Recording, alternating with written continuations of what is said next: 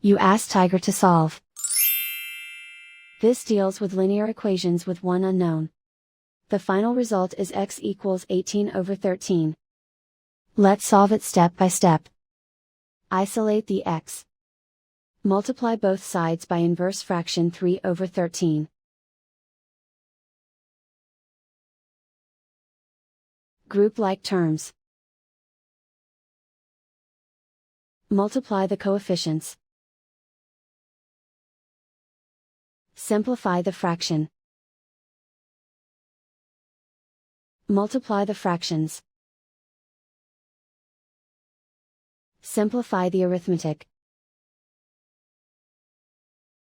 And so the final result is x equals 18/13.